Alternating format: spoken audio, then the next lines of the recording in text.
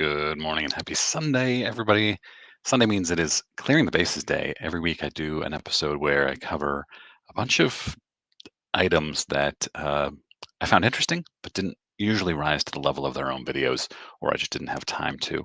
First of all, I wanted to cover something I'm calling now the Vermont collection, my video from Friday, where I went through at a very high level the collection I picked up in Vermont. Bunch of you commented on the 1980 Topps Nolan Ryan and how good it looks. It does. Some people speculated it could get a 10. I don't even know that it's going to get a 9. Yeah, you can't tell here. There is a ding on the very bottom on the edge. You can't tell on this stupid camera. There's yeah. I'm gonna send it just to see, but I don't think it's even gonna get a 9. So we'll see. First of all, I'm going to share my screen and then we'll jump right in. I don't have a ton this week, so I don't think this one's going to go very long, but we'll see. All right, first of all, just for a little irony, last week on my video, which got 7,700 views so far, by the way, it's crazy. Uh, Somebody commented, "Is the point of this channel to have you read to us stuff that we can see for ourselves?" Yeah, yeah, that's the whole point of the channel. Um, All right, for the biggest item, and this isn't even that big in terms of the amount of time this is going to take. I saw this one of one game used bat knob of who is now the all-time batting leader, Josh Gibson. You probably saw this week, Negro League stats were added to Major League records. Josh Gibson got a lot of publicity. His cards are skyrocketing in value. Actually, Theo of Clemente Collector did a nice video. I'm going to pause this for a second and go find that video now that I'm thinking about it and show it to you. I'm not going to obviously play the video, but you should watch it. All right, so this is the video. Oops, am I sharing my screen? Yes, I am. Good. This is the video. Theo did a really nice job covering the prices as they have gone up, what the values of this one card, the only affordable card of Josh Gibson, and what has happened to their values since this announcement was made. And it's staggering, the change. I'll try to remember to link Theo's video in the description. You should go watch it. Yeah, it's crazy. So Topps cut up a bat knob from Josh Gibson, and Josh Gibson played in what, the 1930s. So this is a 90-year-old bat knob of one of the greatest players, baseball players of all time. And we can argue all you want. All I'm saying is he is one of the greatest of all time. Somebody cut up this bat knob, Topps did, and they put it in the card. Now, Topps can buy bats all they want. They can do whatever they want with them. I think this is a miscarriage of, that's probably not the right word. This is a terrible use of historic bats, in my opinion. And Stephen Benzel at All the Cubs replied, "There are probably lots of Josh Gibson bats laying around, so it's fine that you chop this one up." Perfect use of sarcasm here. And to get to the bottom of it, Will Stern wrote, in 2005, Topps bought one of the only 2 Josh Gibson game-used bats in existence from his heirs and cut it up to insert into cards. Now just one remains. So that's history. There's one bat remaining. Topps cut up 50% of his bats to insert a knob into a card. I don't like it. Not a fan. Let me know what you think. Is that cool with you? Let me know in comments. All right, a little update on last week's video. This guy, Jacob Paxton, who allegedly stole the cards from Memory Lane from the hotel that he was working at, appeared in court. A court-appointed attorney was assigned to Paxton after he was declared indigent by the court. It's going to go in front of a grand jury, And there is a second suspect in the case. I suspect because the FBI or whoever it was raided a different home, not even his house, to find the cards, that it's probably that person who is the other suspect.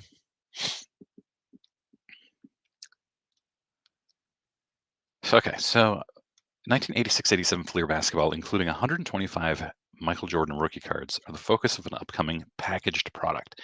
When I first saw this, I thought, oh, this sounds terrible. But the more I looked, it seems actually pretty cool, even though I'll never buy them. So they're taking the cards, 86 Fleer, and adding a patch, and Beckett has uh, slabbed these with the game used patches. Here's another one with part of a logo man, and some of them are autographed, as you can see here. Here's the patch. Here's the Jordan autograph. Here's Dominique. Again, part of a logo man. And I think it's pretty cool. Here's Bird. This actually looks like an autographed patch. I don't know. Magic Johnson with an autograph on it. So these are being sold for $150, and you get one card in each $150 box. So it's a straight up gamble, just like buying any boxes of cards. You could end up with some common card with a jersey patch. I will not be buying these because of that aspect of it, but it's pretty cool as a new product. All right, some auction highlights here. We've got a 2011 French Open match used racket from Roger Federer. This was the match against Rafael Nadal in the finals. Pretty cool. Current bid is at $11,000. I saw somewhere. Yeah. Oh, 17,000. This just closed this morning at midnight. This 0304 Upper Deck Ultimate Collection, Ultimate Logos signature, sold for just shy of $3 million. It's Logo Man in a Bulls jersey with an autograph, one of one. Ken Golden was pumping this pretty hard, calling it one of the most important discoveries in 20 years or something like that. And I had speculated that it had to have been a LeBron rookie, but it was this one, just shy of 3 mil. All right, the Super Smash Bros. Game, graded 9.8, just sold for 94,000 on Heritage.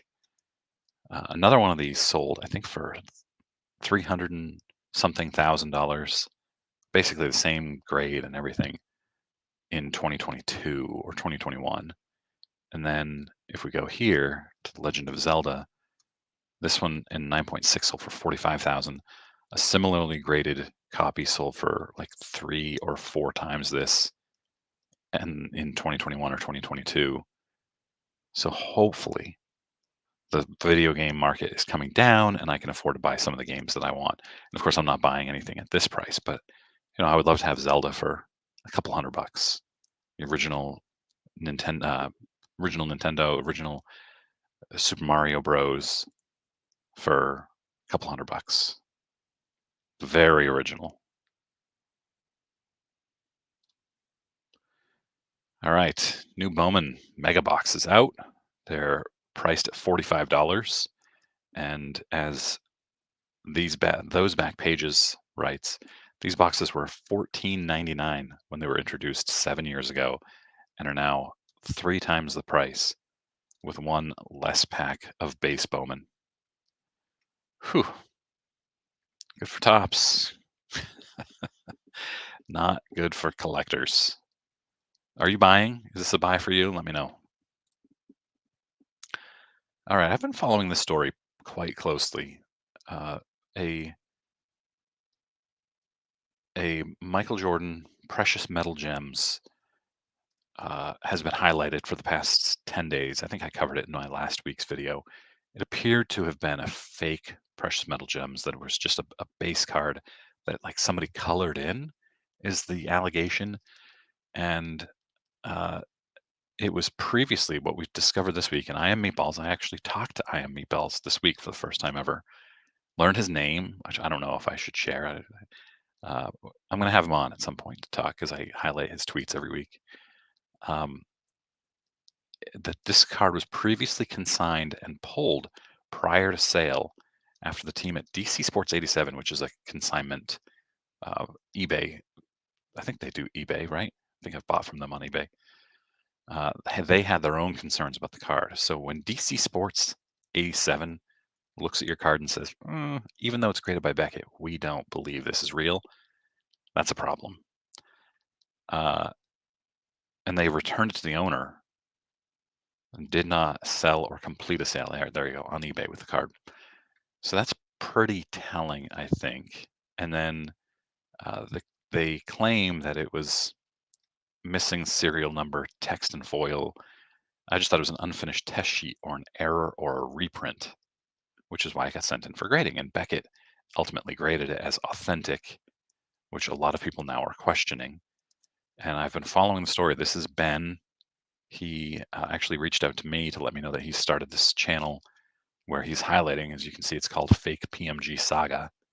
He's talking about what happened, and he's done, I think, 4 videos now just going through what's happened with the card. And Beckett has agreed to re-look at it now, which is the latest update, which is good. Beckett has an opportunity. Beckett needs any good publicity they can get because they have been terrible for years. And they have an opportunity to make sure this guy doesn't get a $23,000 fake that they authenticated, get a little good publicity. I just don't have trust that they will do the right thing. I think this went to Heritage Auctions. Yeah, because I'll get to a tweet from Heritage in a minute, but I'm not going to go through the whole thing. But this is a all exquisite basketball, an amazing collection from one owner. Had all these, and I'm no LeBron fan, but here are the Jordans. Ton of autographs. Kobe's also. As a Celtics fan, I'm also not a Kobe fan. So there's some birds in here. Pretty awesome.